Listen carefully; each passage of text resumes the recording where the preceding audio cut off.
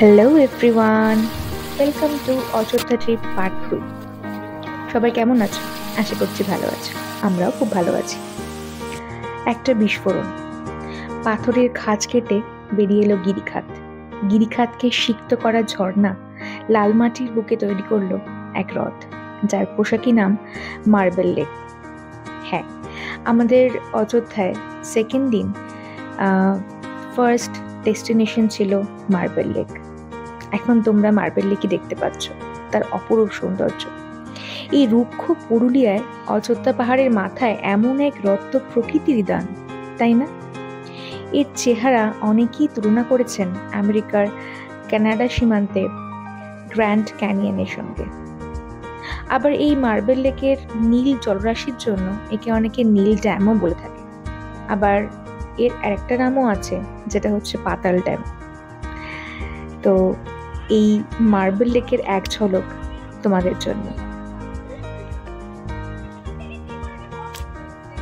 চারিদিকে দেখে যেন চোখ জুড়িয়ে যাচ্ছিল, একটা যেন কোথাও শান্তি অনুভব করছিলাম।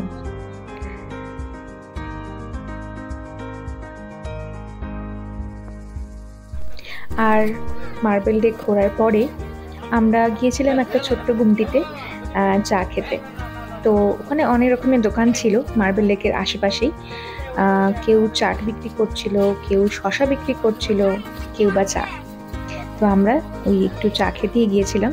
তো তখন আমার বর এই ভিডিওটা করে নিয়েছিল, আমি জানতেও পারিনি, পরে দেখেছি। তো তারপরে আমরা কিছু স্টিল পিকচার তুলেছিলাম, কিছু ঝলক তোমাদের জন্য দেখে নাও। আর তারপরে আমাদের সেকেন্ড ডেস্টিনেশন ছিল বামনি ফলস। বামনি ফলস অযোধ্যা পাহাড়ের পুরুলিয়া জেলার একটা সুন্দর প্রাকৃতিক স্থান। এই ফলস একটা শান্ত ও শান্তিপূর্ণ পরিবেশের মধ্যে অবস্থিত। যদিও এই বামনি ফলসে যাওয়ার জন্য আমাদের অনেকটা সিঁড়ি ভেঙে, পাথরের সিঁড়ি ভেঙে আমাদের অনেকটা নিচে যেতে হয়েছিল। কষ্ট অবশ্যই হয়েছিল, কিন্তু নিচে যাওয়ার পর আমরা যে দৃশ্য দেখতে পেলাম, সেই কষ্ট যেন তারপর ভুলে গেছিলাম।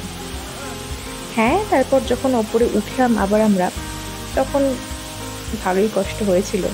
কিন্তু এই যে ভিডিওস, এই যে মেমোরিজগুলো আমরা ক্রিয়েট করেছি, তার জন্য সত্যি ওই কষ্টটা মনে হয় না যে কোনো কষ্ট।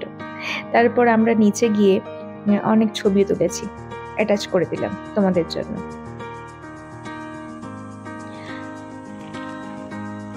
তারপর আমাদের নেক্সট ডেস্টিনেশন ছিল লোয়ার তুর্কা ড্যাম।